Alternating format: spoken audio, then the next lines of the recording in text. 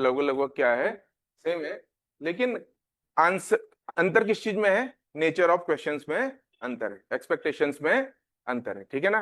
तो पहले हमको ये समझना है कि अगर हम यूपीएससी को फोकस कर रहे हैं तो हमारा जो फोकस होना चाहिए वो कुछ ऐसे टॉपिक्स हैं जो बीसीएस के लिए उतने इंपॉर्टेंट नहीं है, उनको अलग से हमको क्या करना चाहिए, ध्यान देना, ठीक है। अगर हम कंबाइंड बैच में बैठे हैं तो कुछ टॉपिक्स ऐसे स्पेसिफिक होते हैं जिनका पीसीएस में रोल है लेकिन उतना रोल नहीं है जितना रोल यूपीएससी में होता है। तो आज हम लोग बात ऐसे ही कुछ टॉपिक्स, एक ऐसा ही टॉपिक है जिस पे बात कर रहे हैं जो है आपका आंतरिक सुरक्षा। ये बहुत ज्यादा, इसको कम कैसे किया जाएगा,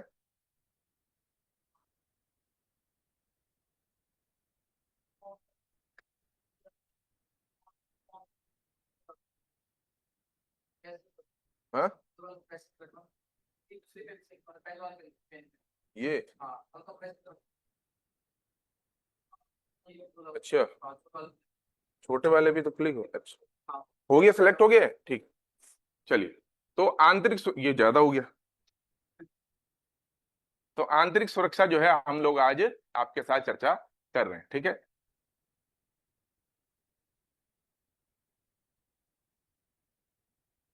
तो आप लोग जानते हैं ये टॉपिक है मुख्य परीक्षा, किसका है, मुख्य परीक्षा, पेपर नंबर, पेपर किस पेपर का टॉपिक है, हैं जी, चौथे का है। जीएस के किस पेपर का टॉपिक है, तो जीएस थर्ड का ये टॉपिक है। देखिए कोई अभी आप लोग नया जो है, जो लोग नए आए होंगे, अभी डिस्कशन हम लोग करेंगे तो ताकि सब कुछ क्लियर। जी, जीएस थर्ड का है, जीएस थर्ड का टॉपिक है, ठीक है, आंतरिक सुरक्षा। तो ये मुख्य परीक्षा का हमारा क्या है, मेन क्या है, मुख्य परीक्षा के दृष्टिकोण से इसको हमको पढ़ना है, ठीक है। चलिए, तो सबसे पहले मैं आपसे कुछ डिस्कशन करना चाहता हूं कि जो सिविल सर्विसेज एग्जाम है सबका अपना अपना अप्रोच होता है भाई, हर टीचर का अपना अप्रोच होता है, हर स्टूडेंट का अपना अप्रोच होता है, ठीक है। तो उस अप्रोच को समझना जरूरी है क्योंकि ये एग्जाम सिर्फ इंफॉर्मेशन का एग्जाम नहीं है, सिर्फ तथ्यों का एग्जाम नहीं है। तथ्य का एग्जाम हमारा सीमित है प्रीलिम्स तक, और प्रीलिम्स में भी अब यूपीएससी में तो देखिए तथ्य का जो है लिमिटेशन कम होता जाता।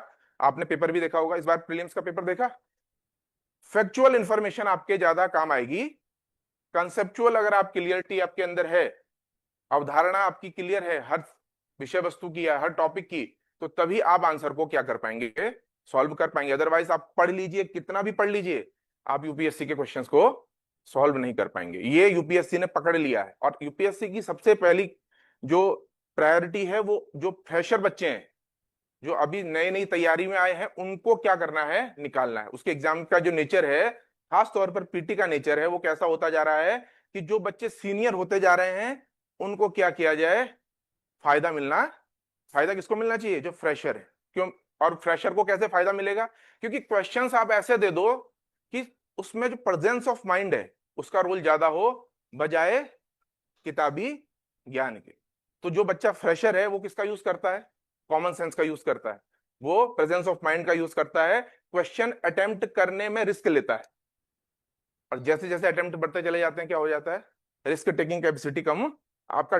जब आप कोई क्वेश्चन पढ़ते हो और थोड़ा भी डाउट अगर लगता है तो आपको लगता है यार इसमें मैं कर, और जॉब, नेचर ऑफ जॉब क्या है, सिविल सर्वेंट का जो नेचर ऑफ जॉब है वो क्या है, सिविल सर्वेंट का नेचर ऑफ जॉब है हर समय आपके सामने कुछ ना कुछ रिस्क, बिना रिस्क के कोई डिसीजन लिया, हर डिसीजन में कुछ ना कुछ क्या होगा, और डिसीजन भी लेना है।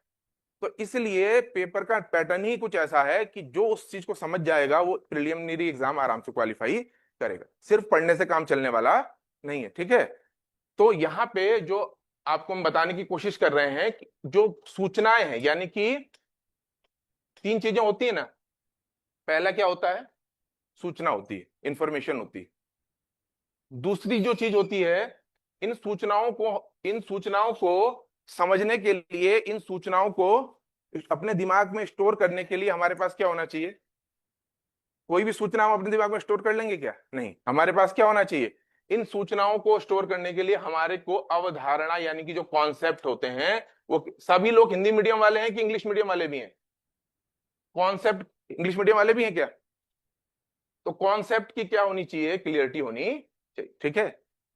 बिना कॉन्सेप्ट के कभी हम तथ्यों को याद कर सकते हैं क्या? तथ्य तो कितने हैं, अनगिनत तथ्य हैं। और इन दोनों के साथ सिविल सर्वेंट जो एग्जाम है, सिविल सर्विसेज का एग्जाम है, इसमें एक चीज और चाहिए होती है जिसको हम क्या बोलते हैं? अभिव्यक्ति। क्या बोलते हैं? एक्सप्रेशन।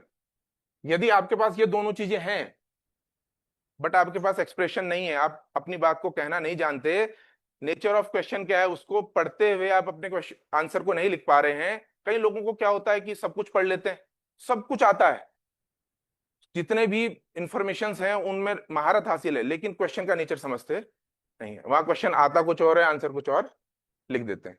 तो इस कारण से क्या होता है, एक्सपीरियंस जो है, जो कई लोगों का हमने देखा है, अनुभव है ऐसा कि जो आंसर लिखते हैं जानते सब हैं, लेकिन जो क्वेश्चन में पूछा गया उसे नहीं लिखा, बाकी सब लिख दिया। और जब तक वहां पे स्पेस सीमित है, पेज का स्पेस सीमित है, आपके पास 2 पेज हैं, जब तक आंसर लिखने की बारी आई तब तक आपने क्या कर दिया, सारा सारा अपना जो समय था वो खो दिया, स्पेस खो दिया। अब आप अपनी बात लिख तो आप वैसे ही क्या हो जाओगे, बाहर। तो यहां पे इसका खेल बहुत बड़ा होता है। तो ये तो जो अभिव्यक्ति है जिसको हम क्या बोलते हैं, एक्सप्रेशन है, ये एक दिन में आता नहीं। ये कैसे आता है? लगातार अभ्यास करके आता है। और इसी का जिस पे अभ्यास है, मतलब अगर आप मुझसे पूछें कि भाई ये निकालना है, मेंस निकालना है, तो आपको सबसे ज्यादा जरूरत किस चीज की है, तो मैं कहूंगा ये एक्सप्रेशन वाला पोर्शन है, इसी में सबसे ज्यादा मेहनत करने की आवश्यकता होती। क्योंकि यार हम क्लास करेंगे, कोचिंग करेंगे, आजकल इंटरनेट पे दुनिया भर की चीजें हैं, हम पढ़ेंगे तो हम इन चीजों पे यानी कि सूचना और अवधारणा को तो हम कहीं ना कहीं से पकड़ लेंगे, लेकिन जो ये वाला पोर्शन है, और ये कोई कोचिंग कराती नहीं। यही कौन भाई, एस्पिरेंट क्या करता है? कोचिंग का काम या किसी इंस्टीट्यूट का काम, किसी टीचर का काम मटेरियल देना है, आपको नॉलेज देना है, आपको चीजों को समझाना है, लेकिन उस चीज को अभिव्यक्त करना, उस चीज को लिखना, उस चीज के बारे में जो आंसर की नीड है उसके हिसाब से चीजों को लिख पाना, इसके बारे में सिर्फ दिशा निर्देश हम लोग दे सकते हैं। लिखना किसको होता है? आपको लिखना होता है। तो आपका जो वर्क है वो मेंस अगर आप क्वालिफाई करना चाहेंगे तो यहां होता, कहां होता है? किसी भी एग्जाम में, जितने भी एग्जाम भारत में होते हैं, चाहे वो एप्टीट्यूड का एग्जाम हो जैसे कि कैट वगैरह होते हैं, या सिविल सर मतलब अन्य जो भी एग्जाम है, उसमें और सिविल सर्विसेज एग्जाम में एक ही डिफरेंस है, वो क्या होता है? एक्सप्रेशन का। इतना ब्रॉड लिखने का आपको कहीं मिलता नहीं है। आप बताइए कहीं मिलता है क्या? आप पीसीएस में भी देखिए तो आपको 8 पेपर मेंस के मिलते। ठीक है, क्या जाना चाहते हैं क्या? हाँ, आराम से बैठिए, कोई दिक्कत नहीं है।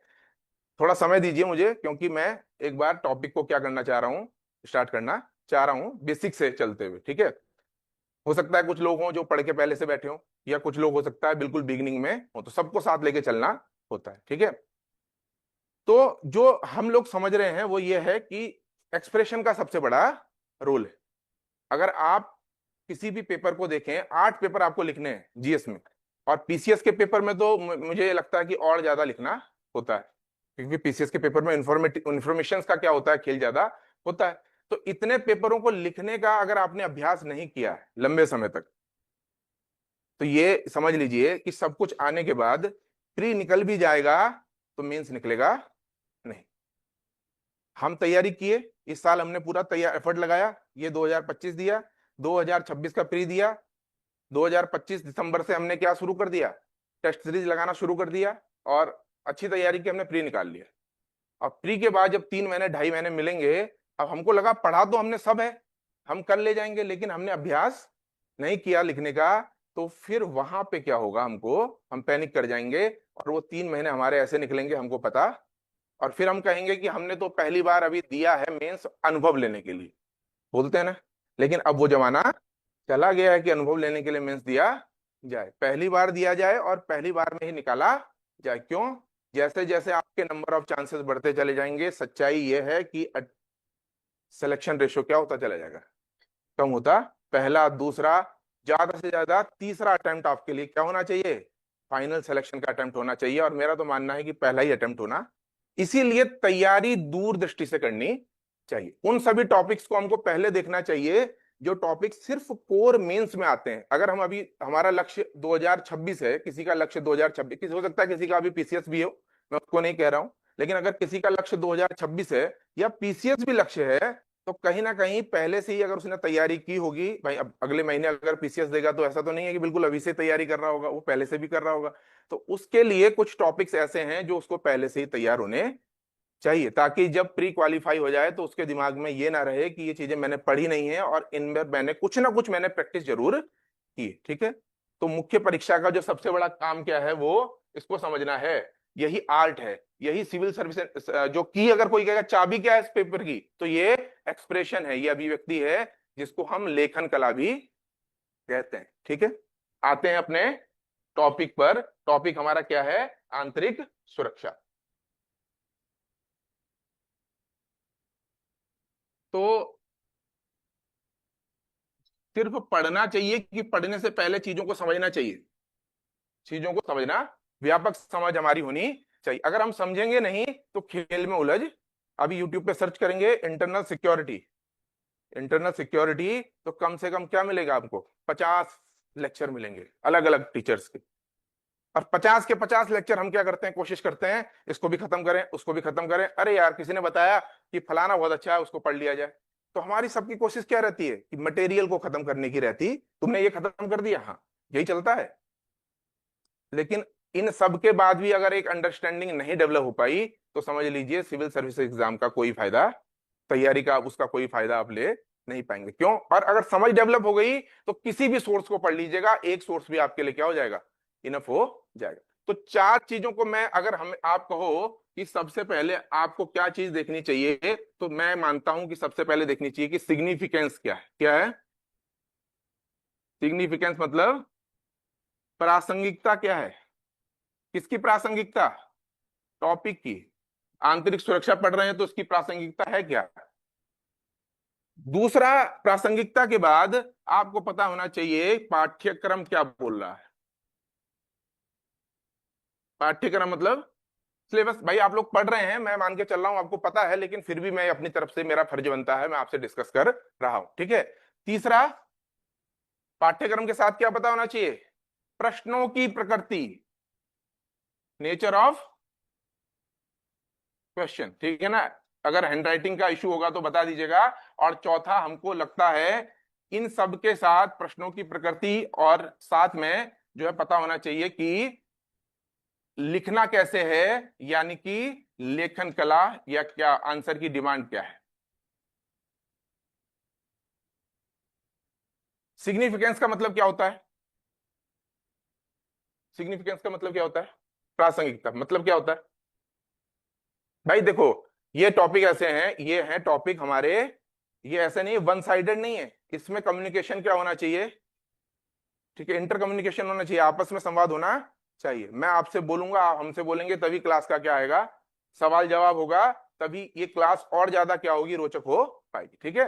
तो धीरे धीरे हम सब समझेंगे, सारे टॉपिक पढ़ेंगे। मैं ये नहीं कह रहा हूं कि पढ़ेंगे नहीं, लेकिन थोड़ा सा कॉमन चीजों में डिस्कशन होना चाहिए। तो सिग्निफिकेंस का मतलब प्रासंगिकता, प्रासंगिकता का मतलब सिग्निफिकेंस। प्रासंगिकता का मतलब है कि इसका महत्व क्या है इस पूरे एग्जाम में, पूरे मेंस के पेपर में, इसका महत्व क्या है, रोल कितना है, इसका महत्व क्या है, वही मैं आपको समझाने की कोशिश कर रहा हूं। ठीक है, प्रासंगिकता की क्या है। तो अगर आपसे पूछा जाए कि भाई आंतरिक सुरक्षा जीएस थर्ड में, मैंने कहा आता है, दोनों में, पीसीएस में भी और यूपीएससी दोनों में ही आता है। और इसके साथ अगर आप पिछले साल यूपीएससी के क्वेश्चन उठाओ तो आपको लगभग जीएस थर्ड में 50 नंबर का क्या मिलता है? यहां से मिलता 50 नंबर का जीएस थर्ड पेपर में आपको प्रश्न कहां से मिलेंगे? आंतरिक सुरक्षा से मिलते हैं। ठीक है, 50 मार्क्स के। और इसके अलावा क्या इसका कोई प्री में रोल है? तो प्री में इसका कोई बहुत ज्यादा रोल नहीं है। हर साल एक या दो प्रश्न आपको प्री में आंतरिक सुरक्षा टॉपिक से मिलते हैं, लेकिन कैसे मिलते हैं? करंट बेस मिलते हैं, स्टैटिक क्वेश्चन आते नहीं है। जी, कुछ पूछ रहे हैं?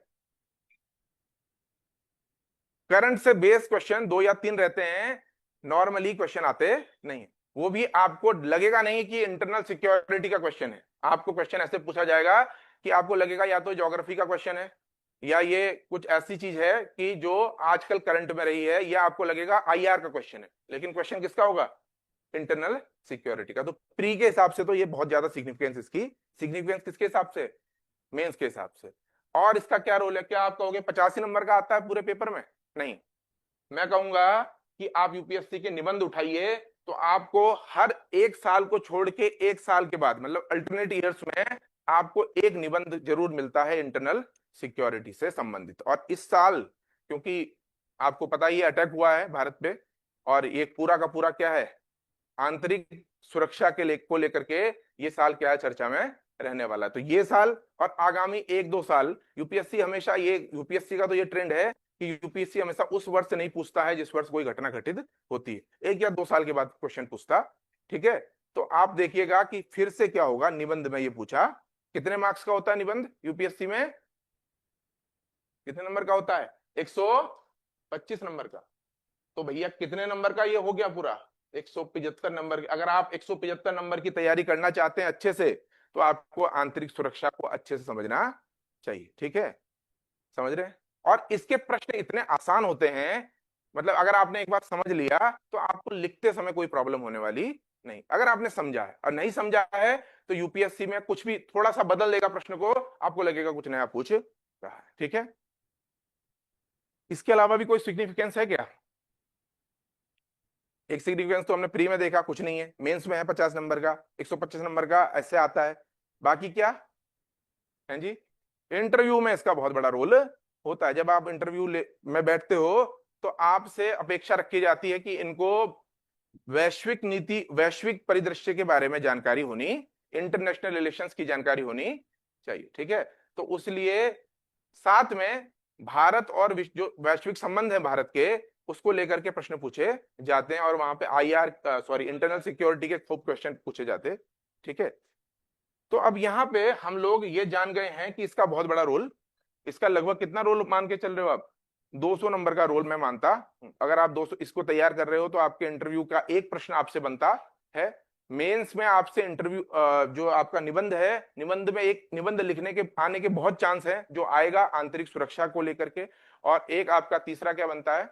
तीसरा जो आपका बनता है वो मेंस के क्वेश्चन बनते ही बनते हैं। 4 से 5 क्वेश्चन मेंस में पूछे जाएंगे आंतरिक सुरक्षा को। चलिए अब हम आंतरिक सुरक्षा पे चर्चा करते हैं कि आंतरिक सुरक्षा, भारत की आंतरिक सुरक्षा।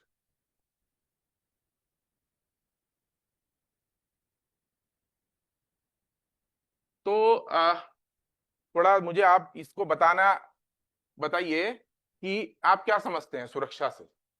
इंटरनल सिक्योरिटी क्या बोलते हैं इसको? इंटरनल। तो मैं अगर आपसे पूछूं कि आंतरिक सुरक्षा क्या है, सुरक्षा क्या है, तो कोई डिफाइन करने का प्रयास करेगा आप लोगों में से? कोई ये बताना चाहेगा क्या है अपनी तरफ से? ये कहां से ऑपरेट हो रहा है? अच्छा, ठीक है, कोई नहीं, मैं कुछ नहीं, मैं पूछ रहा हूँ कि ठीक है, तो इंटरनल सिक्योरिटी से आप क्या समझते हैं, सुरक्षा से आप क्या समझते हैं?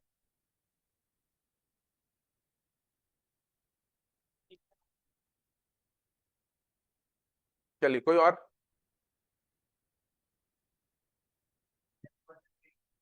जी,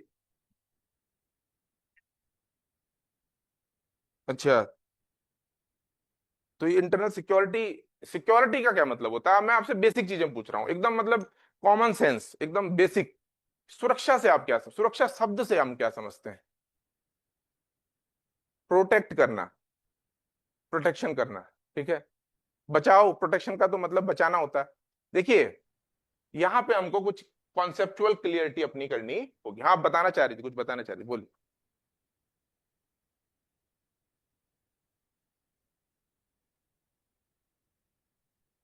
ठीक है, सबने सर हम अपने आपसे जो हमारे मस्तिष्क में क्या है, जो जानकारी है उसके हिसाब से हमने डिफाइन करने का प्रयास, गलत कुछ भी नहीं है, बचाना। ठीक है, लेकिन हम यहाँ पे अब क्योंकि सब्जेक्ट के तौर पे इसको समझ रहे हैं, तो हमको इसको अब हमें ये भी समझना है कि हम इसको पढ़ क्यों रहे हैं, हमारे सिलेबस में ये है क्या, क्यों है। और हम तो सिविल सर्वेंट, हम कोई एग्जाम, हम कोई डिफेंस के लिए तो नहीं जा रहे हैं, हम तो सिविल सर्वेंट की आईपीएस बनेंगे, आईएएस बनेंगे, लेकिन हम क्यों उसको पढ़ रहे हैं? क्योंकि सबसे पहले अब यहीं से चर्चा आपकी स्टार्ट हो जाएगी कि आंतरिक सुरक्षा को हमको पढ़ना क्यों है। यहीं से आपकी क्या होगी, चर्चा स्टार्ट हो जाएगी। ठीक है, यहाँ पे दो शब्द हैं, आंतरिक और सुरक्षा। देखिए यहाँ पे ये नहीं लिखा है कि बाह्य सुरक्षा, बाह्य है क्या, लेकिन आप देखिए सिलेबस में कुछ चीजें क्या होती हैं, हिडन होती हैं। क्या होती हैं, हिडन होती हैं। अभी मैं सिलेबस पे डिस्कस करूंगा। छुपी हुई चीजें होती हैं। अगर आंतरिक दिया है तो बाह्य भी होगा। भाई कोई चीज अगर स्पेसिफिक की है, यहाँ मेंशन नहीं है, लेकिन बाह्य भी होता है, बाह्य भी होगा।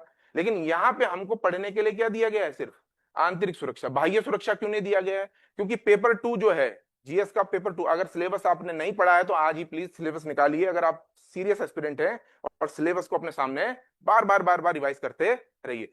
तो अगर जो पेपर 2 है, पेपर 2 में क्या दिया गया है, इंटरनेशनल रिलेशन, अंतरराष्ट्रीय संबंध।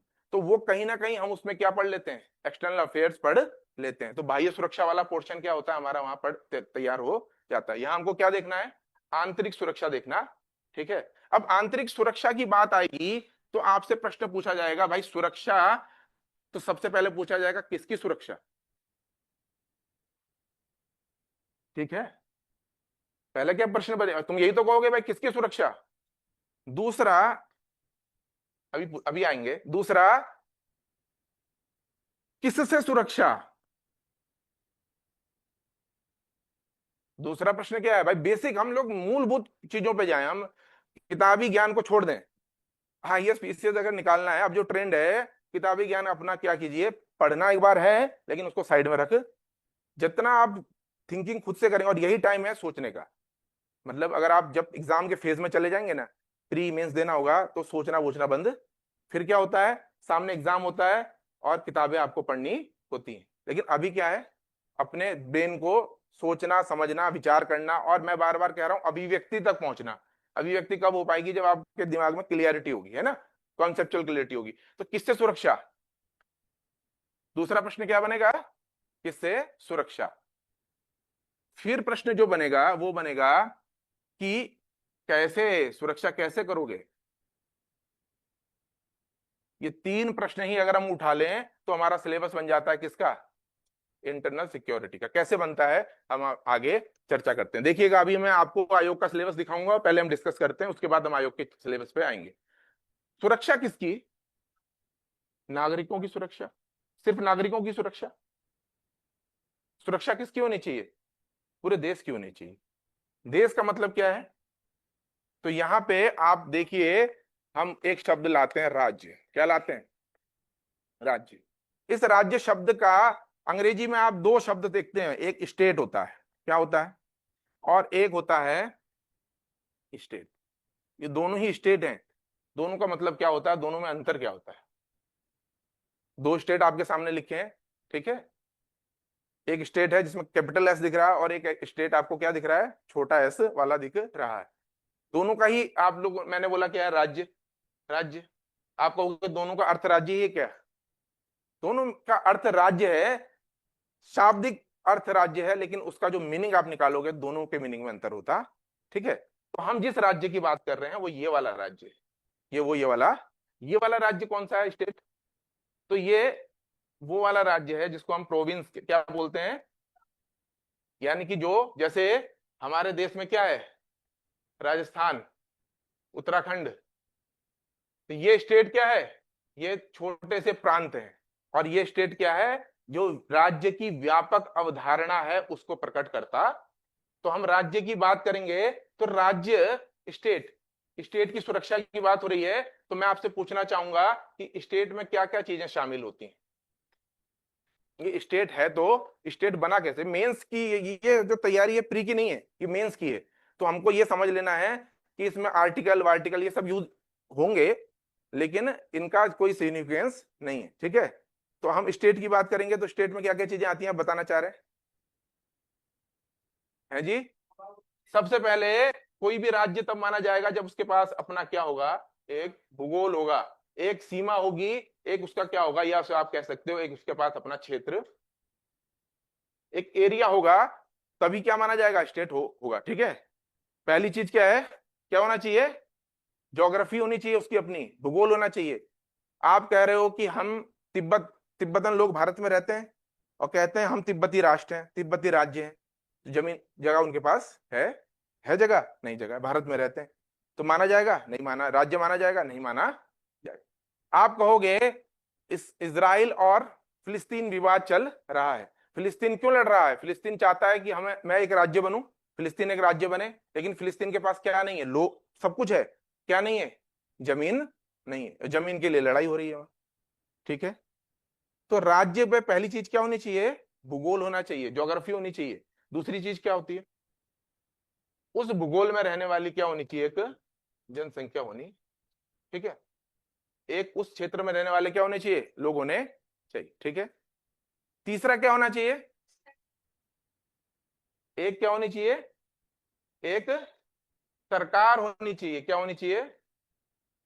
अब ये आपसे एक चीज पूछा जाए कि ये बताइए कि जनसंख्या तो चाहिए, सरकार होनी चाहिए, और चौथा क्या होना चाहिए? संप्रभु होना चाहिए। सरकार कैसी होनी चाहिए? संप्रभु। चार चीजें आपको पता है, लेकिन ये जनसंख्या कैसी होनी चाहिए?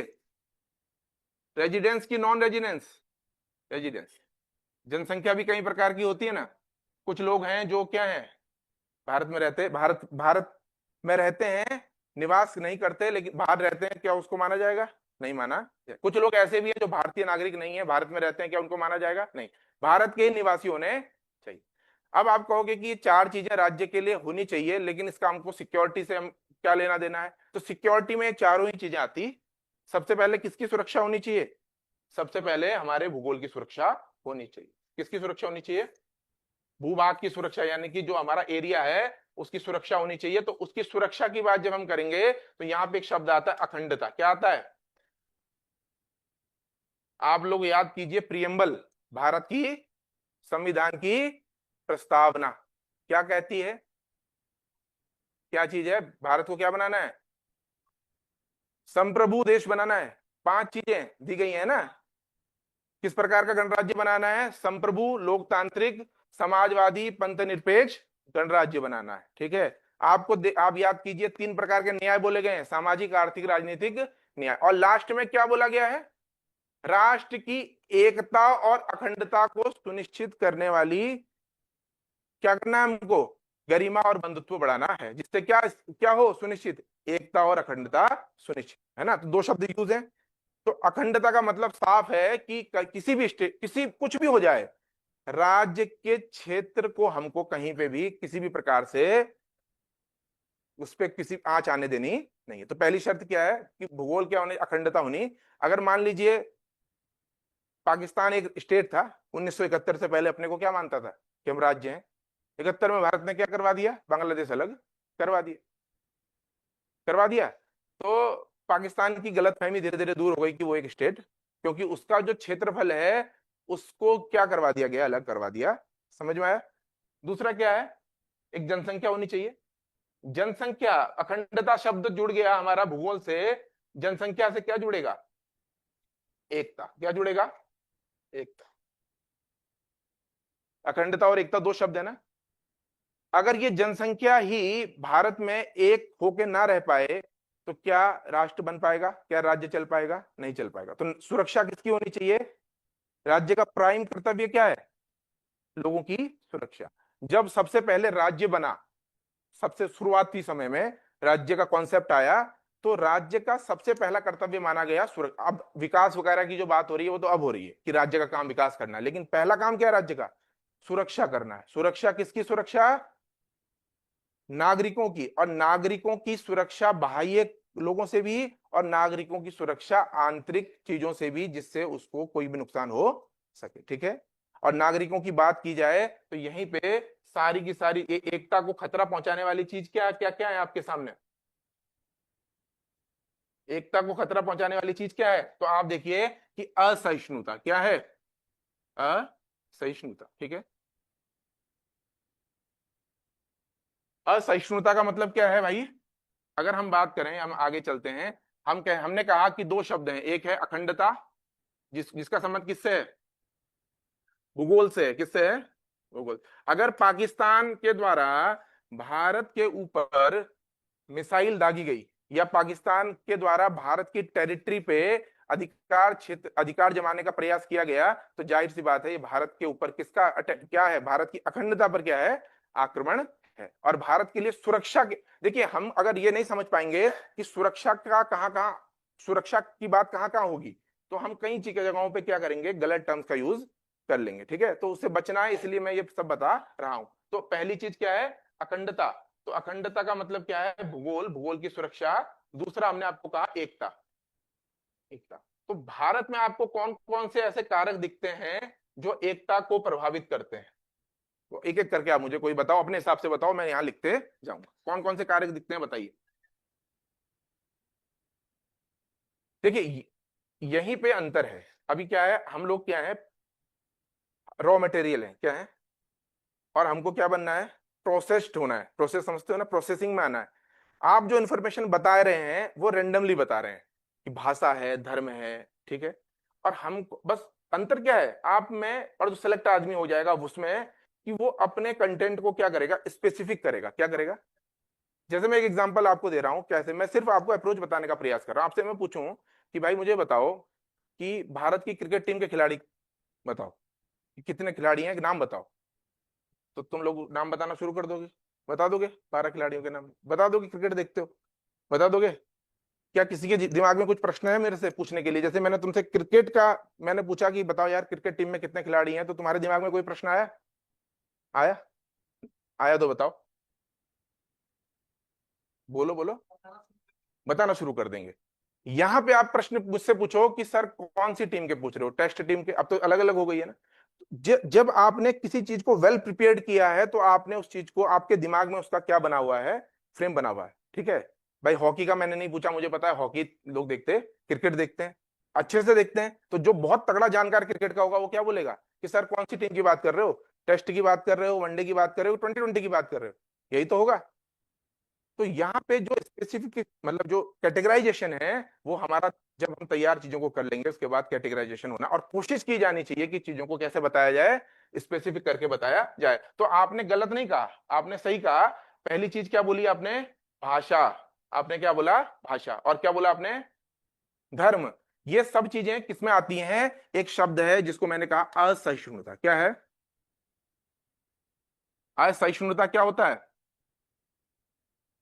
असहिष्णुता क्या होता है, क्या बोलते हैं इसको अंग्रेजी में, अनटॉलरेंस। क्या बोलते हैं, इंटॉलरेंस, है ना, यही बोलते हैं। इसका मतलब क्या होता है, इसका मतलब होता है आपसी सह अस्तित्व को स्वीकार ना करना।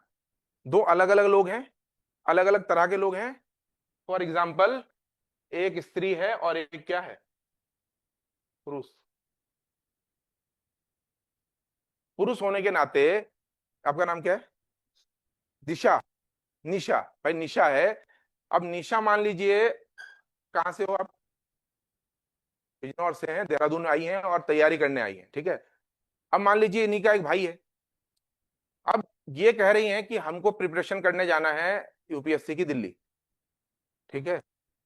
और इन्हीं का एक भाई है, वो कह रहा है कि हमको दिल्ली जाना है, लेकिन घर वालों ने, हो सकता है, निशा की बात नहीं है, लड़कियों के मामले में अक्सर होता है, घर वाले क्या देखते हैं कि भाई लड़कियों के लिए सेफ ऑप्शन चुना, दिल्ली विल्ली नहीं भेजेंगे, घर में ऑनलाइन कर लो। होता है कि नहीं होता है।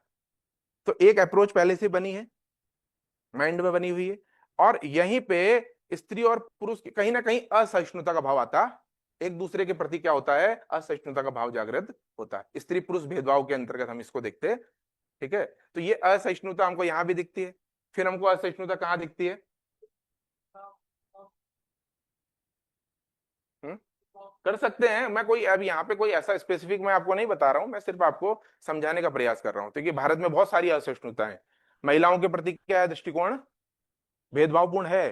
तो वो एक प्रकार से उनकी सुरक्षा को क्या करता है, टारगेट करता है, ठीक है। दूसरा क्या है, आप देखिए धर्म, इन्होंने कहा, और असहिष्णुता किसको लेके है, निर्जातीयता को लेके है। किसको लेके है, निर्जातीय मतलब क्या, जिसको हम जातिवाद भी कहते हैं, ठीक है। ये शब्द निर्जातीयता आता है इसके अंदर। हम लोग एक दूसरे की जाति को साथ रहते हैं, सह अस्तित्व है भारत में, सहिष्णुता है, लेकिन असहिष्णुता भी। और जब कभी किसी को भारत की सुरक्षा यानी कि एकता को तोड़ना है, तो सबसे आसान क्या है कि इन्हीं चीजों को क्या किया जाए, टारगेट किया, ठीक है। तो टॉपिक तो इंटरनल सिक्योरिटी है, लेकिन पढ़ेंगे क्या, जातिवाद, ठीक है, समाज में भी पढ़ेंगे, सोसाइटी वाले टॉपिक में पढ़ेंगे, लेकिन यहां भी क्या है, उसका रोल होगा। ठीक है, तो असहिष्णुता है तो निर्जातीयता, जैसे कि विभिन्न जातियों के बीच होने वाला विवाद। गांव में जो लोग रहते हैं वो इसको जानते होता है।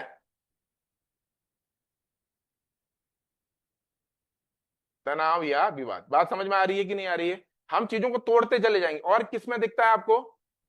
आपको भाषाई विवाद दिखता है। क्या दिखता है? भाषा के स्तर पे क्या है हम लोग बटे हुए। एक समय था जब आपको पता है कि तमिलनाडु को अलग करने की मांग चली। आप लोगों को याद होगा या आपने पढ़ा होगा, पूरा वो दशक जो 70-80 का दशक था, लिट्टे एक अलग से क्या बन गया था, आतंकवादी संगठन बन गया था, और अलग से तमिल राष्ट्र बनाने की मांग चल रही थी। वो तो श्रीलंका का तमिल क्षेत्र और भारत का तमिल क्षेत्र अलग करने की बात चल रही थी। तो ये जो है, ये क्या क्यों था? तमिल भाषी और हिंदी भाषी लोगों के बीच का विवाद था, और वो इतना बढ़ गया कि भारत की सुरक्षा पे क्या हुआ। तो भारत के पास सुरक्षा सबसे बड़ी चुनौती है। भारत की जो आज आप पूछोगे कि सबसे बड़ी चुनौती क्या है राज्य की, तो सुरक्षा है। ठीक है, जब राज्य ही नहीं रहेगा तो क्या रहेगा? फिर कुछ भी नहीं रहेगा। और राज्य के पास इतनी सारी चीजें हैं जो उसको तोड़ने के लिए तैयार हैं। तो वो सुरक्षा की क्या क्या चीजें हैं जो हम सिलेबस में आएंगे, तो यहीं से आपको सिलेबस भी ड्राइव हो जाएगा। तो क्या असहिष्णुता हमको किसमें दिखती है? भाषाई तौर पर दिखती। उसके अलावा हम देखें, जब हम धर्म की बात करें तो भारत में एक बहुत सेंसिटिव मुद्दा है। तो यहीं से आप देखिए लगातार क्या होता है, सांप्रदायिकता, यानी कि आपस में धर्म के नाम पे दंगे बहुत इजीली होते। आप देखिए, धर्म के आधार पर अलग राष्ट्र बनाने की बात होती है।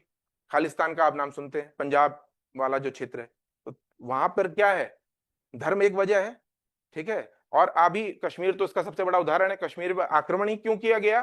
कि ताकि भारत के अंदर जो ये धार्मिक सांप्रदायिकता है, इसको क्या किया जाए, बढ़ाए। मतलब अटैक कश्मीर पे किया गया है, कहीं पे निगाहें कहीं पे निशाना। और उद्देश्य क्या था कि भारत में क्या होना चाहिए, सांप्रदायिकता बढ़नी। सांप्रदायिकता बढ़ेगी कैसे? जब आप लोगों के अंदर ये विश्वास जागृत करोगे कि अल्पसंख्यक बहुसंख्यक लोग आपस में क्या है, एक दूसरे के विरोधी। और ये विरोधी ये कहाँ किया गया? कश्मीर में किया गया। ठीक है, तो उसका इंपैक्ट उतना हमको अभी नहीं दिखा, हो सकता है 2 साल 3-4 साल बाद हमको कुछ उसका इंपैक्ट देखने को मिले। लेकिन ये सुरक्षा का क्या है, अगर आप देश को तोड़ना चाहते हैं तो आप ऐसा कुछ कीजिए। ठीक है, निर्जातीयता है जो एकता को खतरा। और क्या है जी एकता के सामने, जो आपको लगता है कि सामाजिक एकता को समाप्त करने का प्रयास कर सकता है? तो बहुत सारे कारक हैं जिसमें सामाजिक न्याय है। सामाजिक न्याय, अगर सामाजिक न्याय नहीं होगा कहीं पे, तो वो क्या होगा, देश को की एकता को खंडित करेगा। जैसे कि उदाहरण के लिए आपको पता है कि पूरा क्षेत्र जो नक्सलवाद से प्रेरित है, वो सामाजिक न्याय से वंचित रहा है। वहां के लोगों को उनका मूलभूत जो अधिकार है वो प्रदान नहीं किया गया, इसलिए नक्सलवाद एक समस्या के रूप में हमारे सामने आया। ये सब टॉपिक्स हैं जो हम पढ़ेंगे, नक्सलवाद वगैरह सब। हम नक्सलवाद पढ़ेंगे, हम आतंकवाद पढ़ेंगे, हम साइबर क्राइम पढ़ेंगे, हम संगठित अपराध पढ़ेंगे, हम प्रायोजित जो राज्य प्रायोजित अपराध होते हैं, राज्य प्रायोजित जो स्टेट स्पॉन्सर्ड क्राइम होता है उसको समझेंगे। तो हम जो है सभी को एक एक करके कवर करेंगे, लेकिन बस एक बेसिक चीजें जो होनी चाहिए वो हम डिस्कस कर रहे हैं। ठीक है, तो हमने एकता और अखंडता की बात करी। पहले हमने राज्य के 4 तत्व बोले, हमने कहा भूगोल होना चाहिए, तो भूगोल की बात आ गई तो अखंडता आ गया। फिर क्या है, जनसंख्या की बात आ गई, नागरिकों की बात आ गई। तो भाई देखो, अमेरिका में और भारत में क्या अंतर है? आप कहोगे कि अमेरिका और भारत का कंपैरिजन कीजिए, तो आप क्या बोलेंगे? आप कहोगे अमेरिका एक विकसित राज्य है, विकसित है, ठीक है। लेकिन दूसरे हिसाब से, अगर आप नागरिक के हिसाब से बोलोगे, तो आप बोलोगे यार अमेरिका में सुरक्षा ज्यादा है, नागरिकों की सुरक्षा ज्यादा है भारत के कंपेयर में, ऐसे कहोगे ना? भाई अगर मान लो यहाँ कोई आज देहरादून में कोई लड़का या लड़की है और रात के 12 बजे अगर घर से कभी जाना चाहती हैं तो जा सकते हैं क्या? नहीं जा सकते। लेकिन अमेरिका जाएंगे तो आराम से 12 बजे जाओ, 1 बजे जाओ, लड़की जाए लड़का जाए। न्यूयॉर्क में, मतलब दिल्ली और न्यूयॉर्क का हम कंपैरिजन आपको बता रहे हैं करके। तो इसका यही क्या है, दोनों राज्यों की तुलना यहाँ हो जाती। हम कहेंगे अमेरिका एक अधिक क्या है, सफल राज्य है। क्यों राज्य है सफल? क्योंकि वो अपने राज्य अपने नागरिकों को क्या देना सुनिश्चित करता है? सुरक्षा देना सुनिश्चित। और अगर हम भारत की तुलना किससे करें, पाकिस्तान से करें, या भारत की तुलना हम सोमालिया से करें, बुरुंडी से करें, अफगानिस्तान से करें, तो हम क्या कहेंगे? भारत एक अधिक क्या है? सफल राज्य है। क्यों? उनके कंपैरिजन में भारत क्या देता है अपने नागरिकों? तो जो राज्य अपने नागरिकों को सुरक्षा देने में जितना सफल होता है, वही उसका सफल होने का क्या है? पैमाना माना जाता है। ठीक है, तो सुरक्षा के बारे में हम, तो यहाँ पे जनसंख्या की बात है, तो अगर हम तुलना करें अमेरिका की, तो सबसे ज्यादा सुरक्षित अपने लोगों के लिए, नागरिकों के लिए जो सबसे ज्यादा सुरक्षा को प्रायोरिटी देता है, कौन देता है? अमेरिका देता है। ठीक है, फिर हम भूगोल पे आए, फिर हमने तीसरा तत्व क्या बताया आपको? सरकार होनी चाहिए। क्या होना चाहिए? तो आप कहोगे कि सरकार, और सरकार की भी सुरक्षा होती है। आप कहोगे सरकार की सुरक्षा, सरकार तो सबकी सुरक्षा करेगी, सरकार की सुरक्षा कौन करेगा? तो सरकार भी क्या है? देखिए कई बार क्या होता है कि बाहर से, अभी हम एक शब्द यूज करेंगे, राज्य प्रायोजित, राज्य प्रायोजित आतंकवाद। कोई दूसरा राज्य है जो भारत में क्या करना चाहता है? भारत के राज्य को कमजोर करना चाहता है। राज्य जब मैं कह रहा हूं तो चारों चीजें आएंगी। कौन कौन सी? भूगोल आएगा, उसकी जनसंख्या आएगी, उसका क्षेत्रफल आएगा, और उसकी संप्रभुता आएगी। ठीक है, तो कोई ऐसा राज्य है जो क्या करना चाहता है? भारत की संप्रभुता, भारत के एज अ स्टेट इंडिया को क्या करना चाहता है? कमजोर करना चाहता है। क्यों करना चाहेगा कोई भारत को कमजोर? क्योंकि वर्चस्व की लड़ाई है। वर्चस्व की लड़ाई क्यों है? अपने अपने नागरिकों के लिए हर कोई सोचता। ठीक है, अब चीन और भारत के बीच क्या लड़ाई है? वर्चस्व की लड़ाई है कि नहीं है? और कंपैरेटिवली भारत, चीन और अमेरिका के बीच की लड़ाई ज्यादा है। आप सुन ही रहे हो, ट्रेड वॉर चल रहा है आजकल, चल रहा है, पिछले समय से न्यूज पढ़ रहे होंगे आप लोग।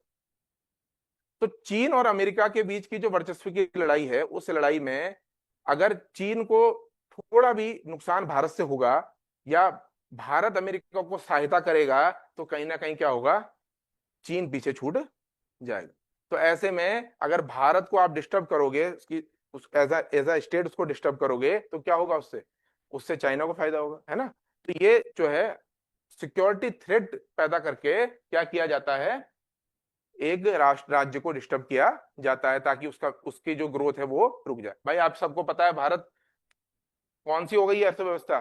चौथी सबसे बड़ी अर्थव्यवस्था हो गई है विश्व की। और जो सब कुछ सही रहा, तो आगामी कुछ साल में $5 ट्रिलियन हम लोग पार कर जाएंगे। तीसरी बड़ी वर्ल्ड, 10 साल में इतना बड़ा ग्रोथ करना, ये क्या है? अपने आप में अचीवमेंट है कि नहीं है? तो ये जो है किसको बर्दाश्त नहीं होगा? जो कॉम्पिटिटर होगा।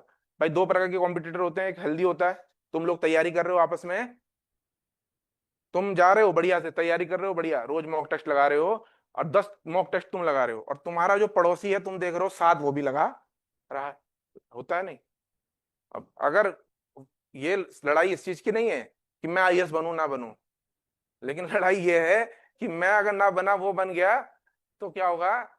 नाम ज्यादा होगा, नाम ज्यादा होगा, उससे ज्यादा क्या होगा? बदनाम होगा। फलाने का नाम तो होगा और तुम्हारा नाम उसके साथ जोड़ा, अरे यार वो भी तो कर रहा था, देखो वो तो नहीं निकला, ये निकल।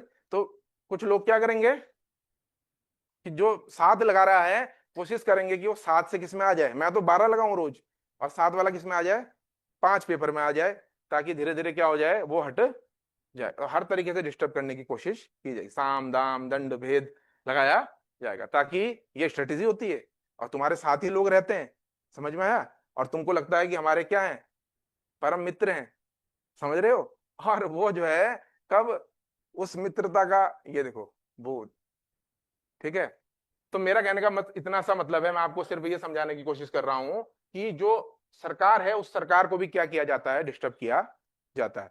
ठीक है, और सरकार को डिस्टर्ब कैसे किया जाएगा? कि कुछ भी ऐसे हालात पैदा करो, पॉलिटिकल हालात पैदा करो देश में, कि माहौल खराब हो जाए। जैसे आपने सुना होगा किसान आंदोलन हुआ, और किसान आंदोलन के समय एक ऐसी अव्यवस्था फैल गई थी कि सरकार के लिए बहुत मुसीबत की परिस्थिति बन गई थी। या छोटे छोटे मूवमेंट्स को, जो देश के आंतरिक मुद्दे हैं, उसको फंडिंग इतनी कर दो कि सरकार के लिए थ्रेट पैदा हो जाए। ठीक है, नक्सलवादी मूवमेंट भारत में हो रहा है, आपको पता है, तो उसको इतनी फंडिंग कर दो कि ऐसी ऐसी घटनाएं घटित हो कि लोगों का सरकार पे विश्वास कम होना शुरू हो जाए, और आगे चुनाव जब हो, अगले चुनाव जब हो, तो लोग सरकार को क्या करें? हटा, तो सरकार को भी खतरा है। ठीक है, तो जब आप लोग एक अधिकारी बनोगे, यूपीएससी जो भी क्वालिफाई करोगे, उसके बाद आप अगर सुरक्षा एजेंसियों से जुड़ोगे तो आपकी सारी चीजों को सोचना है। आप उन लोगों के बारे में भी सोचोगे जो भारत की अखंडता को डिस्टर्ब करना चाहते हैं, जैसे कि हमारे सीमाई क्षेत्र हैं, सीमाई देश हैं, चीन और पाकिस्तान, है ना। चीन हमेशा भारत के अरुणाचल प्रदेश के साथ विवाद क्रिएट करता है, और पाकिस्तान किसके साथ विवाद क्रिएट करता है? कश्मीर को लेकर करता है, क्योंकि पाकिस्तान का तो जो पाकिस्तान का जो पूरा कॉन्सेप्ट है वो किसमें बना है? ये के क्या है? क्या है के? पी बोले तो पंजाब। ए क्या है? अफगानिया। अफगानिया मतलब जो अफगानिस्तान का कुछ क्षेत्र है, बॉर्डर वाला क्षेत्र है वो। के बोले तो कश्मीर। कश्मीर पाकिस्तान के पास पूरा नहीं है। तो कश्मीर को, पाकिस्तान को लगता है कि एज अ नेशन उसकी अखंडता तब पूरी होगी जब उसके पास क्या आ जाएगा? कश्मीर आ जाएगा। लेकिन कश्मीर का मुद्दा जो है वो कश्मीर पाकिस्तान के बस की बात है नहीं। तो पाकिस्तान या ये जो कोई भी चीज जो है वो मैं आपको बताना चाह रहा हूं कि सरकार को डिस्टर्ब करके। और चौथी चीज क्या होती है? संप्रभुता। संप्रभुता की भी क्या होनी चाहिए? सुरक्षा होनी चाहिए। आप एक नेशन हैं, आप एक नेशन नहीं कहेंगे हम, एक स्टेट हैं, एक राज्य हैं। आपके पास क्या है? सरकार है, आपके पास जनसंख्या, आपके पास क्षेत्रफल है, लेकिन आपके पास अधिकार अपने। संप्रभुता का मतलब क्या होता है? अपने क्षेत्र पे पूरा अधिकार होना। देश आपका, और आपके ऊपर जहाज किसके उड़ रहे हैं? अमेरिका के उड़ रहे हैं। मान लीजिए अभी पाकिस्तान वालों का आप लोगों ने पढ़ा होगा कि ग्वादर बंदरगाह पे चीन ने क्या कर दिया था? अपना कब्जा, 25,000 सैनिक उतार दिए थे, न्यूज में था। पिछले साल की बात है।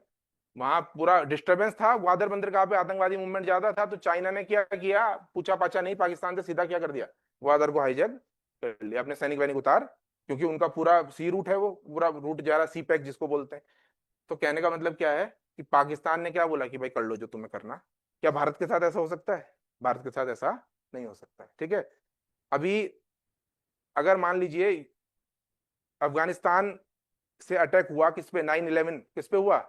9/11 का अटैक अमेरिका पे हुआ। उसी साल भारत पर भी अटैक हुआ 2001 में। 2001 में दो अटैक हुए, आपको पता होगा। एक अटैक किस पे हुआ? एल जो टावर था, वर्ल्ड ट्रेड टावर जो सेंटर था, उस पे हुआ, अमेरिका पे। 9/11 अटैक बोलते हैं। दूसरा अटैक किस पे हुआ? भारत की संसद पे हुआ। लेकिन वो अटैक था कि उसके बाद अमेरिका पे दोबारा कभी अटैक नहीं हुआ। आपने सुना उसके बाद कोई दोबारा अटैक हुआ? पूरा अफगानिस्तान क्या किया अमेरिका ने? अपने अंडर में ले लिया, अब जाकर के छोड़ा है। ठीक है, और भारत पे क्या हो रहा है? तब से लगातार अटैक होता ही चला जा रहा है। तो संप्रभुता अफगानिस्तान है, तो अफगानिस्तान पे तो अमेरिका ने आराम से क्या किया? अपना कब्जा कर लिया। लेकिन क्या अमेरिका ने रसिया पे कोई ऐसा कब्जा कर पाया? नहीं कर पाया। जबकि रसिया में कई ऐसी चीजें हैं जो एंटी अमेरिका होती। क्यों नहीं कर पाया? क्योंकि जो राज्य जितना ज्यादा मजबूत होगा सुरक्षा के दृष्टिकोण से, उसकी संप्रभुता उतनी ही ज्यादा स्थायी रहेगी। अगर सुरक्षा कमजोर हो गई तो संप्रभुता क्या हो जाती है? कम हो जाती है। ठीक है, तो ये चारों चीजों को क्या करना है? सुरक्षा की जिम्मेदारी क्या है? इन चारों चीजों को बचाना। अब तीन शब्द होते हैं। पहला शब्द है सुरक्षा। सुरक्षा, सिक्योरिटी। एक शब्द है जिसको आप कहते हैं बचाव या सेफ्टी। और एक शब्द है जिसको कहा जाता है प्रतिरक्षा। अंग्रेजी में कहा जाता है डिफेंस। अंग्रेजी में क्या कहा जाता है? डिफेंस। इन तीनों का क्या अंतर होता है? इन तीनों में क्या मतलब होता है? इन तीनों का क्या अंतर होता है, ये आप थोड़ा बताएंगे? कुछ समझ मतलब इन तीनों में कोई अंतर है कि एक ही है? सुरक्षा, प्रतिरक्षा, और ये सब आता है। ये मत सोचना कि ये आता नहीं है। तुमसे पूछ लेंगे पीसीएस में, पीसीएस क्योंकि अभी इनिशियली सिलेबस लाए हैं, तो ये ज्यादा डेप्थ वाले क्वेश्चन नहीं पूछते। ये क्या पूछेंगे नॉर्मली कि बताइए कि सुरक्षा से आप क्या समझते हैं? सिंपल क्वेश्चन आएगा। ठीक है, और भारत की आंतरिक सुरक्षा की चुनौतियां क्या क्या हैं, जिस पर हम चर्चा अभी करेंगे। ठीक है, ऐसा क्वेश्चन आया है। और अभी कल पिछली बार का आप यूपीएससी का पेपर उठा लीजिए, तो उसमें आपको क्वेश्चन मिला है, सीधा क्वेश्चन आया है कि भारत में बताओ कि आंतरिक सुरक्षा की चुनौतियां क्या क्या हैं, प्रमुख चुनौतियां क्या क्या हैं, वो लिखनी है। तो कहने का मतलब क्या है कि ये सब चीजें समझनी जरूरी। तो सिक्योरिटी क्या है, डिफेंस क्या है, और तीसरा सेफ्टी क्या है? कोई बताना चाहेगा भाई? तीनों के अंतर को थोड़ा सा मुझे क्लियर कीजिए कि एक शब्द है सुरक्षा, दूसरा शब्द क्या है, दूसरा शब्द क्या है सेफ्टी, और तीसरा शब्द क्या है जिसको हमने क्या बोला, प्रतिरक्षा बोला या डिफेंस बोला। देखिए सुरक्षा जो है, सुरक्षा जो शब्द है वो व्यापक अवधारणा प्रकट करता है। व्यापक मतलब बड़े पैमाने पे। सुरक्षा का मतलब सिर्फ ये नहीं होता कि मुझे जो है अभी कोई खतरा था, खतरा आया और उस समय मैंने क्या किया, अपना बचाव किया, ठीक है। उस समय जो बचाव मैं करूंगा वो कहीं ना कहीं सेफ्टी के अंतर्गत आएगा, ठीक है। समझ में आया। सुरक्षा क्या है, सुरक्षा ऐसी चीज है कि वो खतरा आए ही। सुरक्षा का मतलब क्या है, अगर मैं सुरक्षा की व्यवस्था कर रहा हूं तो मैं एक ऐसा कार्य कर रहा हूं कि खतरा उत्पन्न ही, वो सारी संभावनाएं मैं समाप्त कर दूं कि जो खतरे को उत्पन्न करने वाली।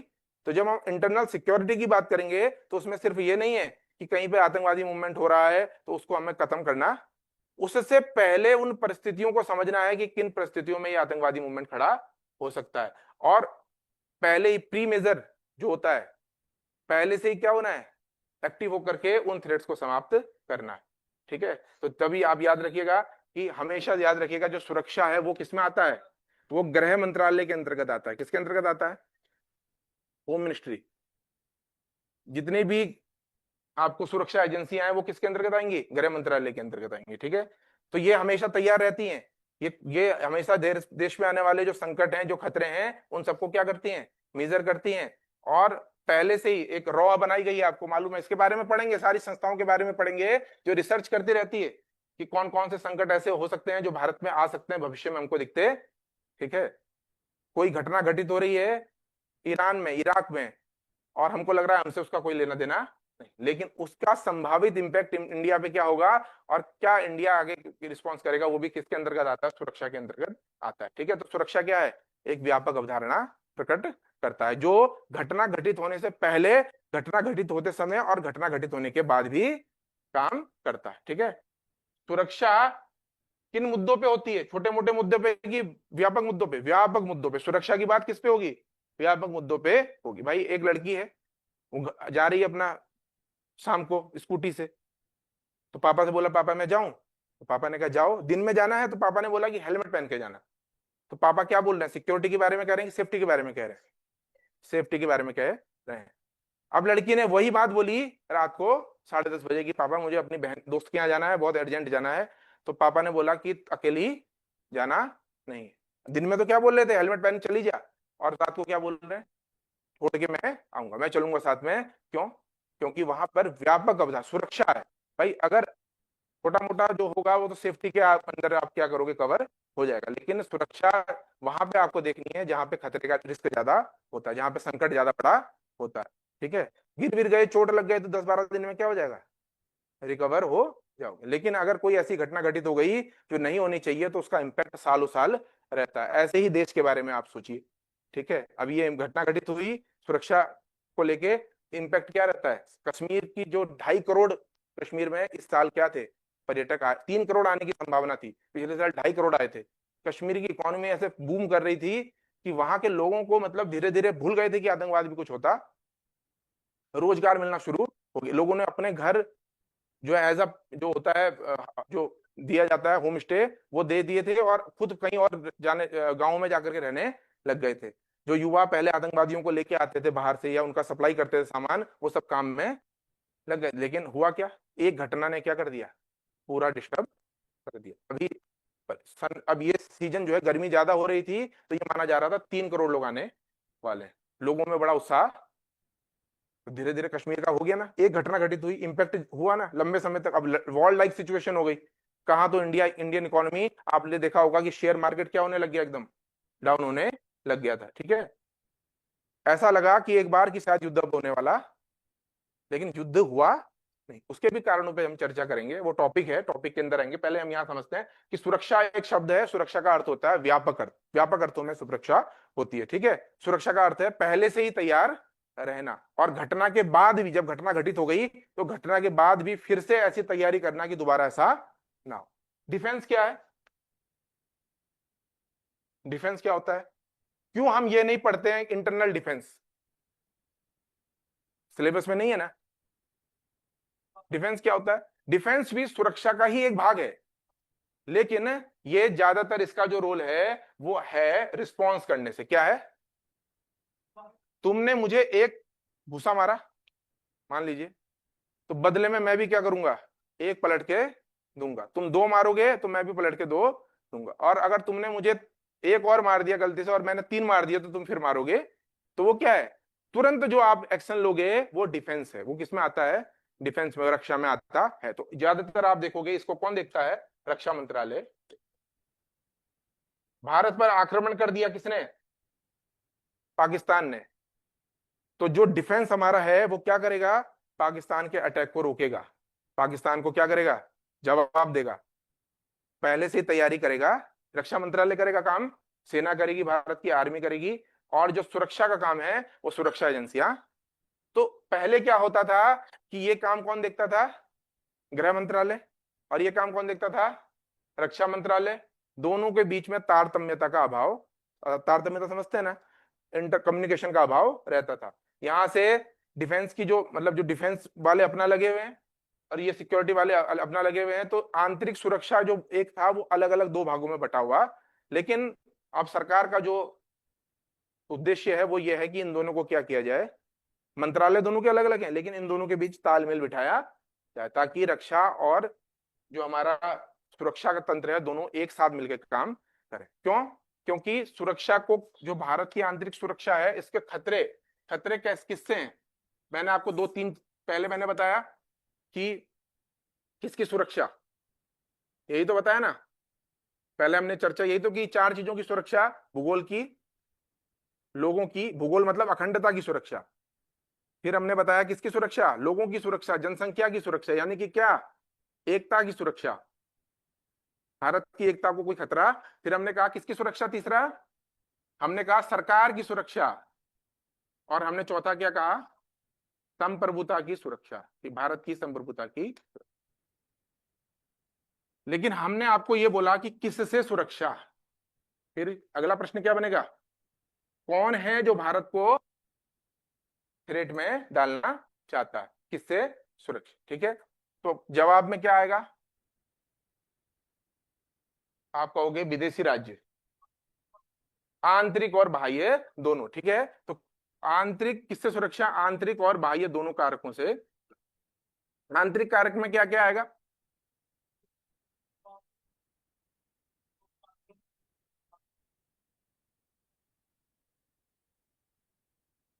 तो अगर हम आंतरिक की बात करेंगे तो आंतरिक बहुत सारे ऐसे विचार हैं, ऐसे विचार हैं। किस पे जाओगे आप?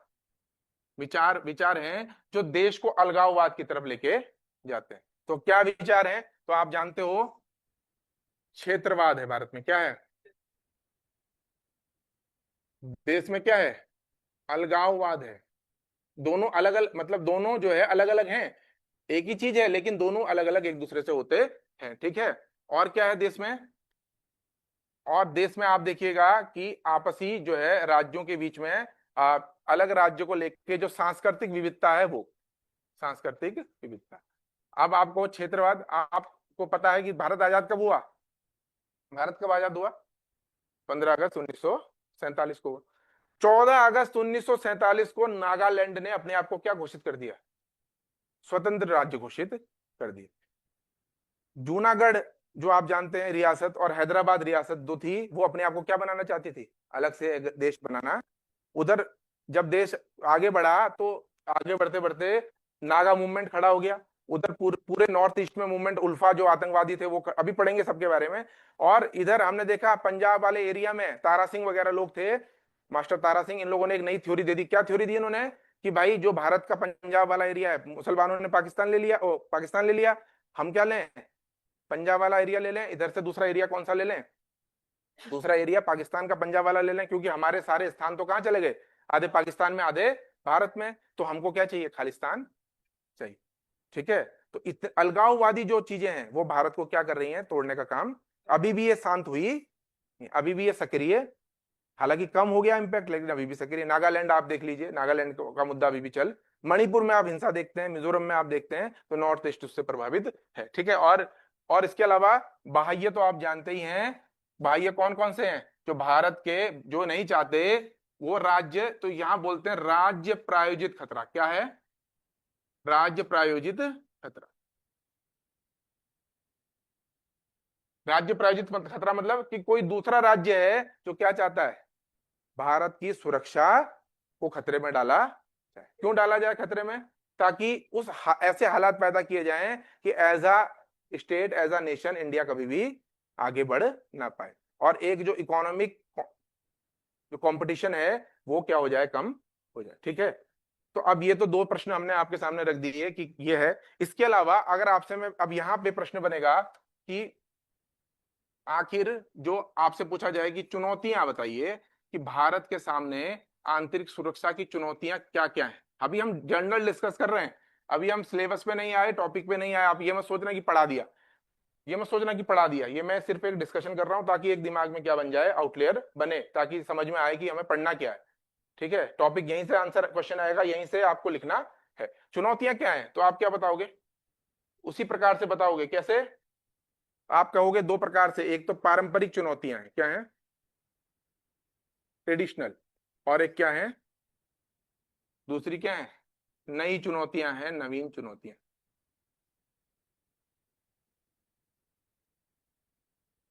पारंपरिक चुनौतियां क्या है देश के सामने, यही सब जो हम पढ़ रहे हैं, क्षेत्रवाद, जो जातिवाद, निर्जातीयता, ये सब क्या है। लेकिन अब एक नया जो है, चुनौतियों में नई चीजें शामिल हुई हैं जो आजकल क्या है, चर्चा में रहती हैं। जैसे कि जब से नई टेक्नोलॉजीज आई हैं तो सबसे ज्यादा क्या हो गया है, टेक्नोलॉजीज को लेकर चर्चा होनी लग गई है। ठीक है, तो आप जानते हैं कि अब वॉर जो है, वो वॉर क्या है, वो वॉर लड़ाई, कभी युद्ध होने की संभावना वर्तमान में बहुत कम। युद्ध क्या बोला जाता है, आखिरी विकल्प। युद्ध क्या है, आखिरी विकल्प है, लास्ट ऑप्शन है। युद्ध तभी होगा जब कोई ऑप्शन बचेगा नहीं। ठीक है, भारत और पाकिस्तान, लोग क्या कह रहे हैं मोदी जी को कि भाई मार दो, देखी जाएगी जो होगा। लेकिन नुकसान किसको होगा, पाकिस्तान को ज्यादा होगा कि भारत को? पाकिस्तान वाले तो 1999 में कारगिल का जो वॉर हुआ तो पाकिस्तान के डिफेंस मिनिस्टर ने बोला कि हम जो है भारत को तबाह कर देते। कैसे कर देते कि वो अगर अपने न्यूक्लियर अटैक उन पे करते तो हमारे तो 17 करोड़ मरते, लेकिन हम उन पे करते तो उनके कितने मारते, 40 करोड़ मारते। कौन कह रहा है, पाकिस्तान का डिफेंस मिनिस्टर 1999 में। लेकिन उसको ये नहीं मालूम कि तुम्हारी जनसंख्या ही 17 करोड़ है, हमारे 40 करोड़ मर भी जाएंगे तो हमारे पास तो फिर भी कितने बचे हैं, लगभग भाई उस समय 110 करोड़ लोग थे, 80 करोड़ फिर भी बच जाएंगे, लेकिन एज अ नेशन पाकिस्तान तो क्या हो जाएगा, तबाह। तो उनको तो मतलब वो तो फेल स्टेट है। लेकिन हमारा क्या है, नुकसान ज्यादा होगा। क्यों नुकसान ज्यादा होगा, क्योंकि इकोनॉमिक हमारा क्या है, ग्रोथ हो रहा है। और जब भी कोई देश युद्ध में जाता है तो सबसे ज्यादा छवि, सबसे ज्यादा नुकसान उसकी छवि को होता है। छवि बनाने में टाइम लगता है, वैल्यू बनाने में टाइम। अभी मेक इन इंडिया चलाया गया, इतने लंबे समय से कार्यक्रम चला, भारत में निवेश होना शुरू हो रहा है, मैन्युफैक्चरिंग हब के तौर पर भारत बन रहा है। मैन्युफैक्चरिंग हब अभी कौन बन गया है दुनिया का, चीन बन गया है ना। चीन का कब्जा है 97% मार्केट में। एक एक होता है RRE, ये क्या होता है, rare, REE, rare earth element. Rare earth elements का यूज किसमें होता है,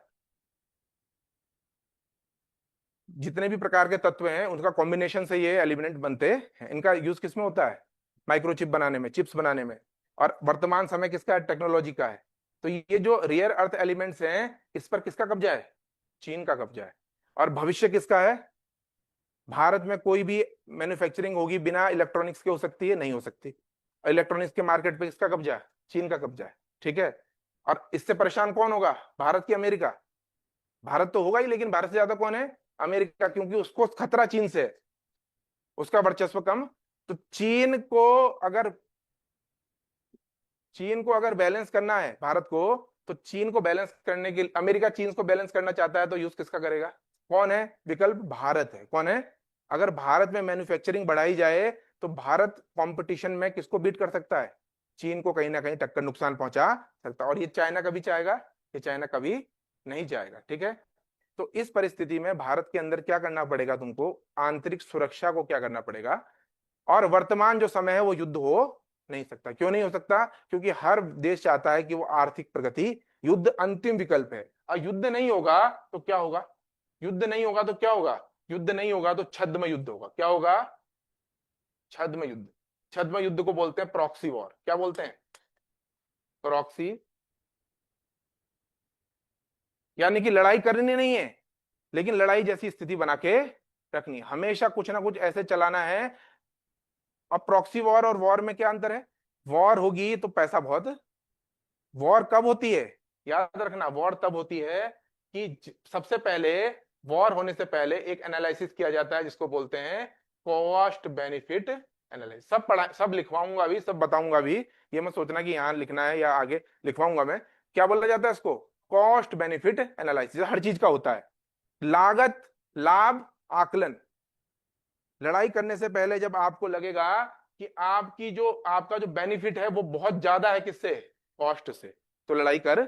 जैसे रशिया यूक्रेन वॉर हुआ, ठीक है, लड़ाई कर डालो। लेकिन जब लगेगा कि नुकसान ज्यादा है, कॉस्ट ज्यादा है, बेनिफिट कम है, तो कभी लड़ाई करता कोई देश नहीं है, ठीक है। युद्ध अगर करेगा तो फिर वो अपना नुकसान कर रहा है। तो कॉस्ट बेनिफिट एनालिसिस करने के बाद अगर आपको लग रहा हो चीन ने भारत के साथ युद्ध कर लिया डायरेक्ट, मान लो अरुणाचल प्रदेश को लेकर कर दिया, तो चीन का नुकसान है कि नहीं है? नुकसान है। तो ऐसे में चीन क्या करेगा? डायरेक्ट लड़ाई ना करके क्या करेगा? प्रॉक्सी वॉर करेगा। क्या करेगा? छद्म युद्ध करेगा। छद्म युद्ध में क्या करेगा? क्योंकि छद्म युद्ध लंबे समय तक चलता है।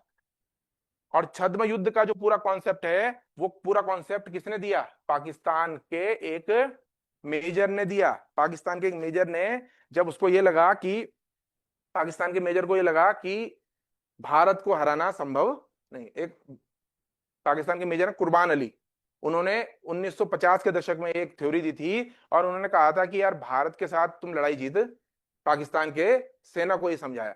पाकिस्तान की सेना वालों को लगता था यार ये इंडिया वाले लड़ना वड़ना जानते नहीं है। वहां का जनरल 3 बार लड़ाई करी उन्होंने, एक बार 47 में आ गए वो, 47 में हुआ, फिर 65 में हुआ, फिर 71 में हुआ।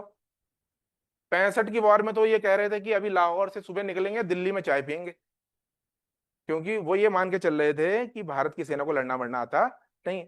लेकिन तीनों बार जब हार गए तो फिर वही कुर्बान अली के डॉक्ट्रिन को उठाया। कुर्बान अली जिसने थ्योरी दी थी, और उसने कहा कि भारत को तुम ऐसे नहीं हरा सकते, भारत को तुम प्रॉक्सी वॉर से हरा सकते हो। प्रॉक्सी वॉर मतलब कि इतना घाव करो शरीर में कि वो खुद ही क्या हो जाए? टूट जाए। लड़ाई करने की जरूरत ही नहीं। समझ में आया? और घाव कैसे होगा? उसकी आंतरिक जो चुनौतियां हैं उनको तुम बढ़ा। आंतरिक सुरक्षा, भाई भारत को टूटने, भारत को एक होने की संभावना कम है, टूटने की संभावना ज्यादा है। वो तो फिर भी ये भारत है इसलिए एक है, ठीक है, इतने साल हो गए, लेकिन टूटने की इतनी सारी संभावनाएं हैं कि हर जगह आपको संभावना दिखती। एक गांव में आप देखो कितने अलग अलग वर्ग के लोग रहते हैं, झगड़े मार क्या क्या चीजें होती हैं। तो ऐसे में पाकिस्तान को यही लगा, और यही प्रॉक्सी वॉर भारत में चल रही है। कभी नक्सलवाद के रूप में, हमको लगता है एज अ सिटीजन यार सरकार कुछ क्यों नहीं करती है, हमको लगता है यार हमारा डिफेंस, अरे यार सरकार इतना करती है तब देश चल रहा है, समझ रहे हैं? अगर गवर्नमेंट या गवर्नेंस फेल हो जाती तो देश चल नहीं पाता, इतनी समस्याएं यहाँ पे। तो वो जो है प्रॉक्सी वॉर के लिए क्या करना है, यहीं पे आपको आएगा, यहीं पे हम पढ़ेंगे किसका? वित्तीयन, अपराध, और अपराध को बढ़ाना है। किसको बढ़वाना है? अपराध को बढ़ाना है। और एक नया कॉन्सेप्ट है जिसको जिसको आप कहोगे आतंकवाद को क्या करना है? बढ़ाना। और इसके लिए क्या करना है? कुछ नहीं करना, पैसा देना है। किसको पैसा देना है? पाकिस्तान जैसे फेल राज्य को पैसा दिया, और क्या किया कि भारत में क्या कराओ? प्रॉक्सी वॉर कराओ, हमारा नाम आना नहीं चाहिए। बाकी वरना पाकिस्तान के पास पैसा कहाँ, उधर नक्सलवादियों को कहीं से पैसा पहुंचा दिया। तो ये जो प्रॉक्सी वॉर है ये भारत में चल रही है। संकट किस चीज का है? तो इंटरनल सिक्योरिटी का सबसे बड़ा थ्रेट क्या है? राज्य प्रायोजित जो लोग हैं, मतलब राज्य प्रायोजित जो असुरक्षा है, राज्य प्रायोजित मतलब कोई और राज्य कर रहा है, उसके द्वारा चलाया जा रहा है प्रॉक्सी वॉर, ठीक है। तो आज हमने इस क्लास में पूरा क्या पढ़ा, क्या समझा, मैं आपको एक बार ब्रीफ कर देता हूं। हमने सबसे पहले पढ़ा कि सुरक्षा की अवधारणा क्या है। तो सुरक्षा की अवधारणा का मतलब हमने कहा आंतरिक सुरक्षा हमको पढ़ना। आंतरिक सुरक्षा का अर्थ ये होता है कि किसी देश के, किसी राज्य के, किसी राज्य को सुरक्षित करना। राज्य के अंदर जो भी तत्व आते हैं, राज्य के अंदर 4 तत्व आते हैं, चारों की सुरक्षा होनी चाहिए। जैसे कि भूखंड जो है, भूगोल सुरक्षित होना चाहिए, जनसंख्या सुरक्षित होनी चाहिए। अगर नागरिक सुरक्षित नहीं है, हमारे देश के अंदर नागरिक सुरक्षित नहीं है, लड़कियां जा रही हैं, गैंग रेप हो जा रहा है, कोई नागालैंड से आया व्यक्ति या साउथ से आया व्यक्ति, उसके साथ निर्जातीयता का व्यवहार हुआ, मान लीजिए, बोला गया ये तो चाइनीज है, और उसके साथ अहिंसा हिंसा हो गई, तो वो भी क्या है, असुरक्षा है, वो भी नागरिक असुरक्षा है। तो वो हमको करना है। तीसरा हमको क्या करना है, सरकार सही तरीके से चले। आपको पता है 90 का दशक जो था वो कैसा था, पूरा का पूरा अनस्टेबल गवर्नमेंट रही। आपको पता है गठबंधन की सरकार चली, पढ़ेंगे आप पॉलिटी में, तो पूरा 10 साल क्या रहा, भारत का नुकसान हुआ। अब जाकर के क्या बनी है, पूरी पूर्ण सरकार, पूर्ण बहुमत की सरकार बनी है। तो कहीं ना कहीं वो सब आंतरिक सुरक्षा से ही संबंधित चीजें होती हैं। लोकतंत्र खतरे में पड़ेगा, ठीक है। और संप्रभुता भारत की कभी भी उससे कॉम्प्रोमाइज होना नहीं चाहिए। ऐसा नहीं हो कि भारत के सैन्य, भारत के जो अड्डे हैं वहां पर कल को आए और अमेरिका बोले कि हमें हमें क्या है यहाँ पे, अब तुम्हारे पाकिस्तान वाला मामले का सेटलमेंट हम करते हैं, बदले में हमको क्या दो, यहाँ पे अपना एक सैन्य अड्डा बनाने। ऐसा होगा, भारत अपने मामले को लेने में क्या होगा पूर्ण। अभी जैसे लोग क्या आरोप लगा रहे हैं कि भाई ट्रंप का फोन आया तो मोदी जी ने क्या कर दिया, मोदी जी ने क्या कर दिया कि युद्ध से जो है पीछे हट गए, और कह रहे हैं कि भारत की संप्रभुता तो है ही नहीं, अपना डिसीजन कहाँ है, वो तो बाहर से दब गए। लेकिन ऐसा नहीं है, वो हर देश अपनी कॉस्ट बेनिफिट एनालिसिस करता है। भारत को लगा कि अभी जो है जो पाकिस्तान को दिखाना था वो हमने दिखा दिया।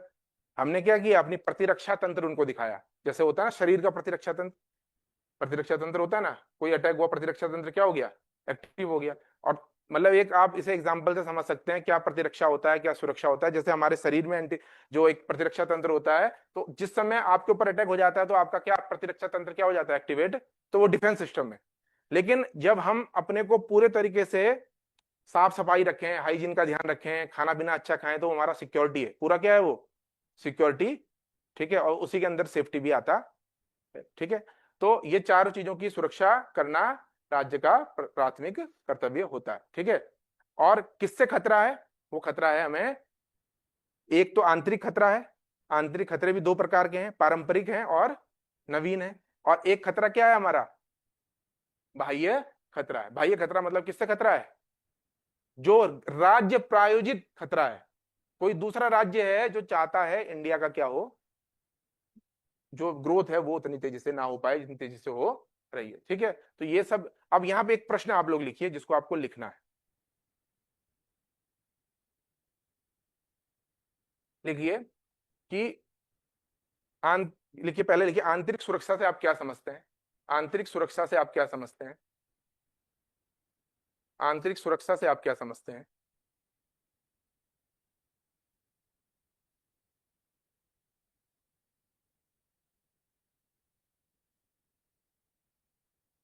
किसी राज्य के विकास के लिए आंतरिक सुरक्षा का महत्व बताइए।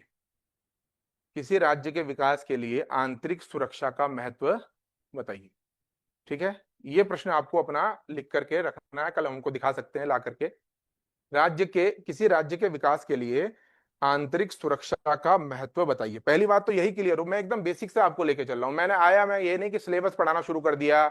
सिलेबस तो तुम पढ़ लोगे, तुम्हारे पास सिलेबस नेट पे दुनिया भर का है, सब कुछ है। लेकिन जो एग्जाम में नीड है, इस चीज की समझ हमें होनी चाहिए, वो क्या हमारे पास है या नहीं है, ये समझाना जरूरी है, ठीक है। चलिए अभी आप एक बार यहाँ पे डालिए कि लोक सेवा आयोग का सिलेबस क्या है, लिखिए यहाँ पे कि आंतरिक सुरक्षा में लोक सेवा आयोग का सिलेबस, लोक सेवा आयोग का पाठ्यक्रम।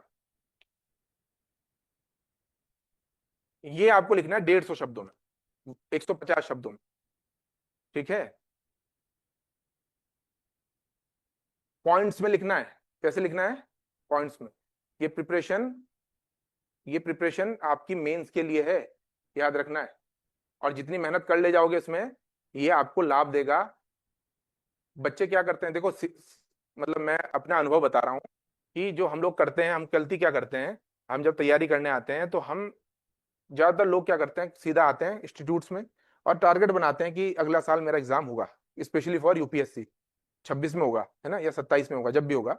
और हम आते हैं, हम सिलेबस पढ़ते हैं पूरा, इंस्टीट्यूट से पढ़ते हैं, और उसके बाद तुरंत हम क्या करना शुरू कर देते हैं, प्री की तैयारी शुरू कर देते हैं।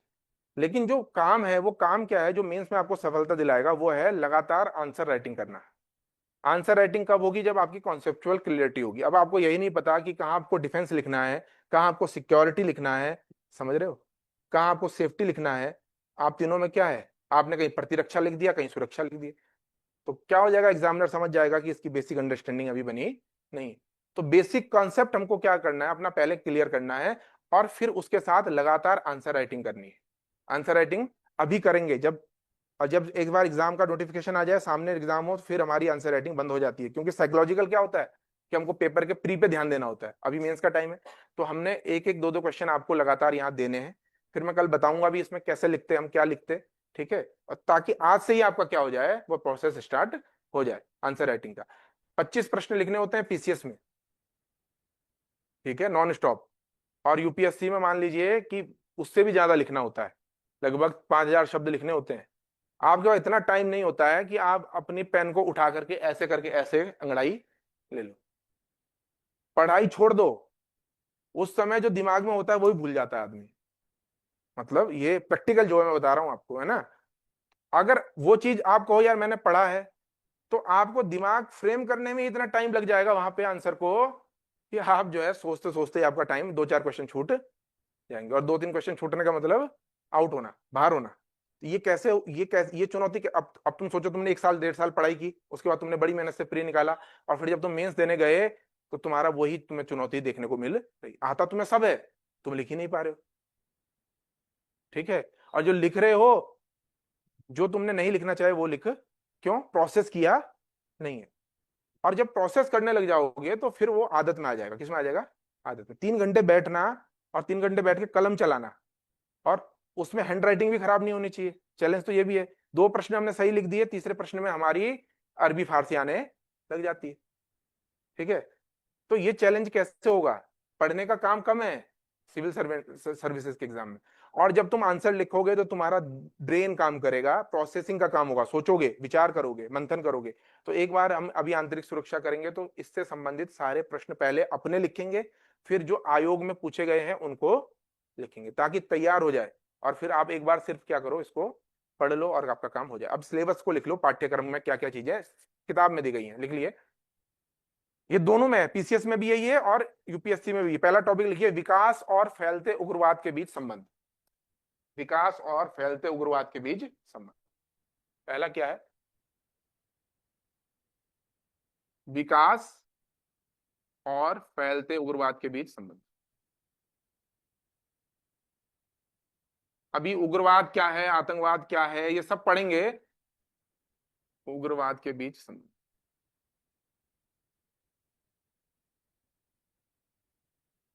पहला है विकास, और दूसरा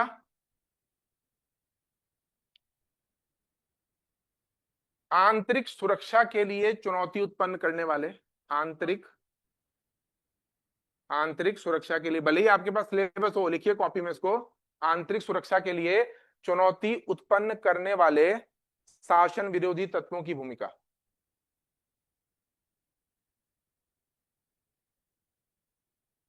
चुनौती उत्पन्न करने वाले क्या, शासन विरोधी तत्व।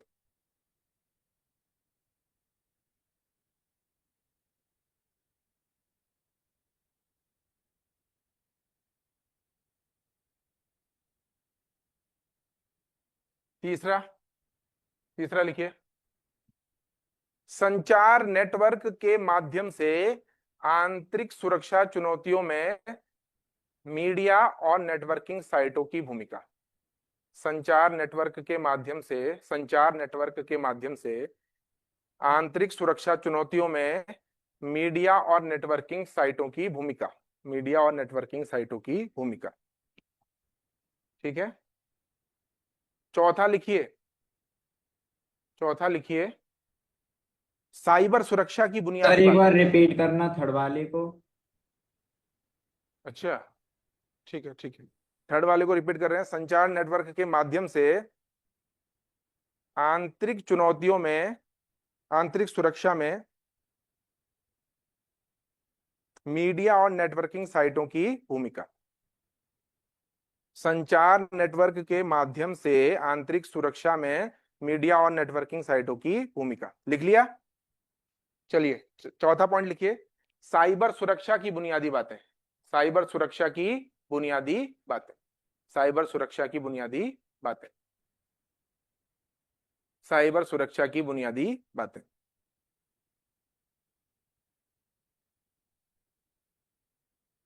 चौथा है धन शोधन, मनी लॉन्ड्रिंग जिसको कहते हैं, क्या बोलते हैं, धन शोधन, और इसे रोकना और इसको प्रिवेंट करना, किसको, मनी लॉन्ड्रिंग को, है ना। क्या होता है धन शोधन, पढ़ेंगे इसके बारे में, चर्चा सब होगी, सब टॉपिक्स एक एक करके हम कवर करेंगे। चौथा लास्ट लिखिए, पांचवा, सेकंड लास्ट है, सीमावर्ती क्षेत्रों की चुनौतियां, सीमावर्ती क्षेत्रों में चुनौतियां, उसका प्रबंधन, उसका प्रबंधन, ठीक है। इसी के साथ कॉमा लगा के लिखिए, संगठित अपराध और आतंकवाद के बीच का संबंध। ये सिलेबस है आपका जो यूपीएससी ने दिया है, क्या है, यूपीएससी ने दिया है, ठीक है। संगठित अपराध और आतंकवाद के बीच का संबंध। और लास्ट वन है, सबसे अंतिम है, कि विभिन्न सुरक्षा बल और संस्थान। सबसे लास्ट में क्या पढ़ना है, कि जो सुरक्षा, भारत में जो सुरक्षा बल हैं और संस्थान कौन कौन से हैं उनके बारे में पढ़ना है, ठीक है। लास्ट है विभिन्न सुरक्षा बल और संस्थान, पांचवा लिख लिया आपने। छठा जो है, लास्ट जो है, वो विभिन्न सुरक्षा बल और संस्थान है। अब देखिएगा जितने भी ये टॉपिक्स हैं, ये सब के सब जो हमने आंतरिक सुरक्षा समझी, तो उसी के अंतर्गत ये सब आएंगे। किसके अंतर्गत आएंगे, उसी के अंतर्गत आएंगे, ठीक है। तो कल हम लोग एक एक करके इन टॉपिक्स पे क्या करेंगे, डिस्कस करेंगे और बकायदा नोट्स बनाएंगे और काम करेंगे। कुछ पूछना चाहते हैं तो पूछ सकते हैं, आपके लिए कोई क्वेश्चन हो तो पूछ सकते हैं, कोई प्रश्न नहीं।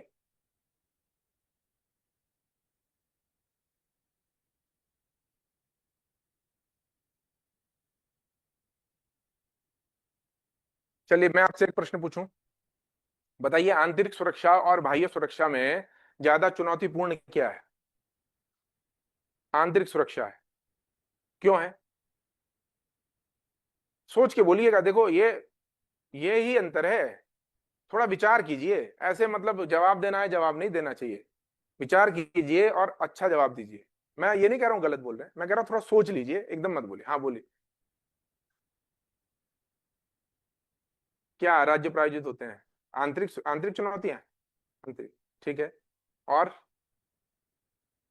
जो मैंने बताया उसके आधार पर आप जवाब दीजिए, जो मैंने बताया उसके आधार पर सोचिए मैंने क्या क्या बताया, और उसके आधार पर जवाब देने का प्रयास कीजिए। मैंने कहा बाह्य सुरक्षा और आंतरिक सुरक्षा में ज्यादा चुनौतीपूर्ण आज के परिदृश्य में क्या लगता है, ऐसा प्रश्न यूपीएससी में पूछा गया। बाह्य सुरक्षा से ज्यादा चुनौतीपूर्ण आंतरिक सुरक्षा है, ठीक है। भारत के समक्ष मौजूद आंतरिक चुनौतियों का वर्णन करते हुए कथन को क्या कीजिए, स्पष्ट कीजिए, ऐसा प्रश्न है। तो क्यों है ऐसा, जोर से बोलो जी।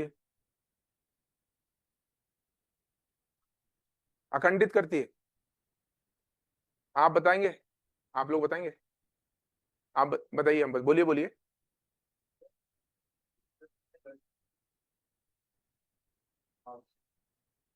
अगर आपके सबसे मजबूत तो देश की अखंडता और जो ये वो सर सारी सरकार है, मतलब जो भी और मिलते हैं, अगर वो मतलब उसके बाद आप बताना चाहेंगे, नहीं। अरे बाह्य सुरक्षा देखिए, मैंने आपको पहला बात बताया कि युद्ध होने वाला नहीं, मैंने बताया ना। आप कहिए कि वर्तमान, अभी लिखवाएंगे क्वेश्चन आंसर फॉर्मेट में, वर्तमान परिदृश्य में आर्थिक ये विश्व कैसा बन चुका है, आर्थिक विश्व बन चुका है। हर देश क्या चाहता है, आर्थिक प्रगति करना चाहता है, तो युद्ध की संभावना हमको ज्यादा दिखती। संभावना क्या है, संभावना आंतरिक सुरक्षा की है, किसकी है, आंतरिक खतरे की, आंतरिक थ्रेट ज्यादा है। और प्रॉक्सी वॉर के माध्यम से, मैंने आपसे प्रश्न पूछा था, मैंने आपसे अपने मन का प्रश्न नहीं पूछा, जो आयोग में और जो मैंने बताया है उसी में उसका जवाब छुपा। प्रॉक्सी वॉर, छद्म युद्ध के माध्यम से किसी राज्य की आंतरिक सुरक्षा को खतरा पहुंचाकर उस देश के विकास को अवरुद्ध करने का प्रयास किया जाता है, जा रहा है वर्तमान परिदृश्य में, ये वर्तमान परिदृश्य है। तो ऐसे में बाह्य युद्ध की आशंकाएं बेहद कम है, जबकि खतरा किसका है, अंदर से खतरा है। क्या है, किसी भी देश को इतना खोखला कर दो, उसकी मतलब उसकी बुनियाद इतनी खोखली कर दो कि वो देश क्या हो जाए, खुद ही समाप्त हो जाए, वो राज्य क्या हो जाए, खुद ही समाप्त हो जाए। और राज्य एक बार खुद अंदर से समाप्त हो गया, बाहर लड़ाई करने की जरूरत नहीं है। तो ऐसे में भारत जैसे देश को, जो कि भारत जैसे देश को जो कि कैसा है, जो कि बहुविविधता से है और बहुत सारी आंतरिक समस्याओं से ग्रसित है, जो उसकी निजी समस्याएं हैं, उसमें आसानी से क्या किया जा सकता है, आंतरिक सुरक्षा को नुकसान पहुंचाया जा सकता है, जिससे देश की अखंडता और देश का क्या, एकता, मैंने वही टर्म्स यूज कर रहा हूं जो मैंने आपको बताई, एकता पे क्या हो सकता है, खतरा आ सकता है। ठीक है, ये आपने बता दिया। अब आगे कंक्लूजन लिख दो, आंसर खत्म। बात समझ में आई? तो बेहद सरल है, बस हमको कीवर्ड्स पकड़ना है, हमको समझना है कि हमको लिखना क्या है, कैसे लिखना है, और चीजों को समझना है, रटना नहीं। ठीक है जी। तो कल हम उस टॉपिक्स पे आएंगे जो हम पढ़ते हैं, जैसे हम जो पढ़ते हैं ना इंटरनल सिक्योरिटी में, क्या क्या पढ़ते हैं कि भाई क्या क्या क्या चुनौतियां हैं, तो हम पढ़ेंगे कि आतंकवाद है, उग्रवाद है, नक्सलवाद है, ये क्या है, कहाँ से इनका ओरिजिन हुआ, और वर्तमान इसका क्या है, सरकार क्या क्या प्रयास कर रही है, ये सब हम टॉपिक्स में पढ़ेंगे। फिर साइबर क्राइम क्या है, साइबर क्राइम से क्या नुकसान, अभी देखो चीन ने क्या किया था 2020 के आसपास, पूरा मुंबई मेट्रो स्टेशन क्या कर लिया था। चीन के जो हाई होते हैं ना हैकर्स, वो अपना जो है परीक्षण करते रहते हैं, भारत की साइबर सिक्योरिटी का चेक करते। तो उन्होंने क्या किया कि भाई पूरा अभी उन्होंने पूरा पावर ग्रिड कंट्रोल कर लिया था। अब सोचो कोई देश वहां बैठे बैठे हमारा पावर ग्रिड कंट्रोल कर ले, और यहाँ हमारी लाइट वाइट सब उड़ा दी उसने, 10 दिन तक देश में लाइट ही नहीं है और हम लगे पड़े हैं अपना ग्रिड सही करने। तो हम लड़ाई लड़ने की जरूरत है उसे, युद्ध की जरूरत नहीं है, बिना युद्ध किए ही वो क्या कर देगा, आधा काम कर देगा। ठीक है, अभी कुछ समय पहले की बात है, उत्तराखंड में क्या हो गया था, साइबर अटैक हो गया था, और उत्तराखंड का पूरा जो गवर्नेंस का सिस्टम था ऑनलाइन, वो बंद हो गया। 5-7 दिन ये चला, ये सरकार के लिए सबसे, मतलब समझ लो कि सबसे ज्यादा बड़ा संकट। क्यों? क्योंकि रोज इतना काम होता है ऑनलाइन, सब ऑनलाइन हो चुका है। तो ऐसे में साइबर अटैक क्या है, एक सुरक्षा का। Social media, deep social media, social media के माध्यम से सुरक्षा पे खतरा, कैसे खतरा है, फेक न्यूज बना करके। आपको पता है ना मुजफ्फरनगर दंगा, सुना है ना आपने, हुआ था अभी जब, तो कैसे हुआ था, फेक न्यूज से हुआ था। पेशावर की कोई घटना थी, उसका एक वीडियो बना करके कहाँ दे दिया गया, दिखा दिया कि इंडिया में हुआ, हिंदुओं पे अत्याचार हो रहा है, मुसलमानों ने हिंदुओं के साथ, और वो दंगा भड़क गया। तो इस जो सोशल मीडिया की भूमिका है लोगों के, और उसके साथ एआई का उसमें यूज, एआई के माध्यम से डीप फेक समझते हैं ना, मतलब किसी फेक घटना को क्या करना है। और यहीं पे सिलेबस दिया मीडिया की भूमिका, मीडिया की भूमिका। तो सोशल मीडिया हो या इलेक्ट्रॉनिक मीडिया हो, गलत गलत सूचनाओं को क्या करता है, प्रसारित करता है, और उसके माध्यम से देश में एक माहौल बनाया जाता है, जो देश के भाई लोगों को आसानी से क्या किया जाता है, जो इमोशनल लोग होते हैं, सेंसिटिव, उनको बनाया। अब एक मान लीजिए जब पाकिस्तान ये अटैक हुआ, कहाँ पे, पाकिस्तान पे, तो भारत में एक सेल एक्टिवेट हो गया जो ये दिखाने का प्रयास कर रहा है कि मुसलमानों ने क्या किया, ये घटना, जबकि ऐसा कुछ भी नहीं है। ठीक है, मुसलमान ये तो आतंकवादी हैं भाई, वो तो जहां से आए आए, लेकिन क्या नैरेटिव बनाया जा रहा था कि भाई मुसल, लेकिन ये सफल भारत में हो नहीं। तो ये कौन करता है, यही नेटवर्किंग साइट्स। तो ये सब सिलेबस में आपके दिया। ठीक है, इसको हमको पढ़ना है, तो एक एक करके हम टॉपिक्स करेंगे, कल से हम इसको रेगुलर करेंगे। ठीक है,